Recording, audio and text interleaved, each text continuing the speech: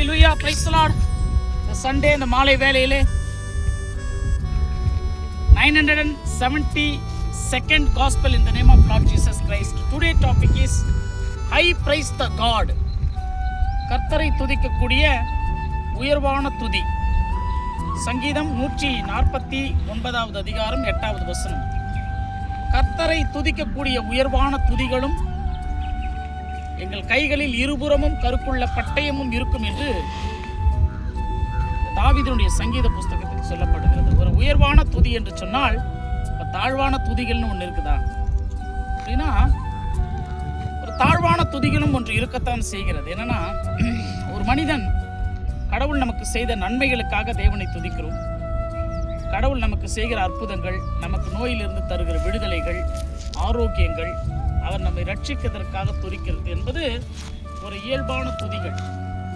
ஆனால் எந்த ஒரு மனிதன் தன்னுடைய சாபத்திலும், தன்னுடைய கஷ்டத்திலும், தன்னுடைய வறுமையிலும், தன்னுடைய துன்பத்தின் பாடுகளின் மத்தியில் எவன் ஒருவன் துதிக்கிறானோ அவனே உயர்வான துதிகளின் செய்கிறவன் என்று அர்த்தம்.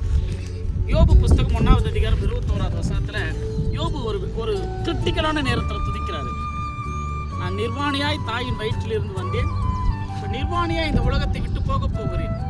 கர்த்தர் தான் எல்லாத்தையும் கொடுத்தார், இப்போ கர்த்தர் என்னை ஒன்றும் இல்லாமல் ஆக்கிட்டார். கர்த்தருடைய நாமத்துக்கு ஸ்தோத்திரம். இந்த துதியை நம்மளால சொல்ல முடியுமா?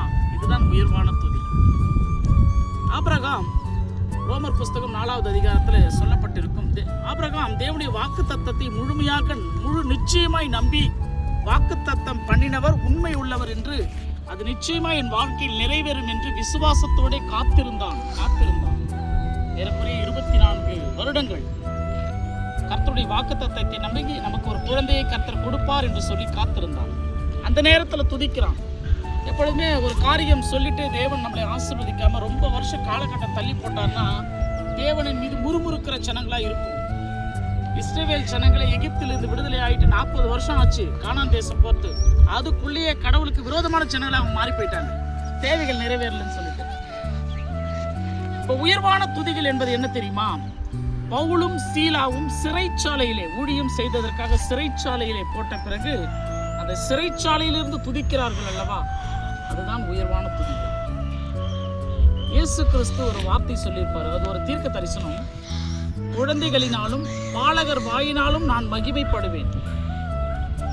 கர்த்தராகிய இயேசு கிறிஸ்து ஆலயத்திற்கு தேடி வந்த சப்பானிகள், குருடர்கள், பார்வை இல்லாதவர்கள், நடக்க முடியாதவர்கள், குஷ்டரோகிகள், இவர்களுக்கெல்லாம் தேவன் சுகத்தை கொடுக்கப்படும் பொழுது அந்த இடத்திலே பாலகர்கள் வாயினாலும் குழந்தைகளுடைய வாய்களினாலும் ஓசன்னா என்று சொல்லி தேவனை மகிமைப்படுத்தினார்கள். ஆகவே ஒரு மனிதன் எப்பொழுது தேவனாகிய கர்த்தரை துதிக்கும் பொழுது உயர்வான துதிகளுக்கு அவன் சொந்தக்காரனாகிறான் என்று சொன்னால், எந்த தேவைகளும் தன் வாழ்க்கையில் நிறைவேறாமல் ஆபிரகாமை போல இருந்தாலும், எது நம்மை விட்டு எழுந்து போனாலும், எந்த நெருக்கடியான சிறைச்சாலை போன்ற கடுமையான போராட்டங்களில் இருந்தாலும் துதிக்கிறோம் அல்லவா, அதுவே உயர்வான துதிகள். Let the high praise the God be in their mouth, the double-edged sword in their hand. நாங்கள் கர்த்தரை துதிக்கக்கூடிய துதிகள் எங்கள் வாயிலும், அவருடைய இருபுறமும் கருக்குள்ள பட்டயம் எங்கள் கைகளிலும் இருக்கும். ஆண்டவராகிய இயேசு கிறிஸ்துவின் வார்த்தை தான் அவருடைய பட்டயம், நம்முடைய பட்டயம்.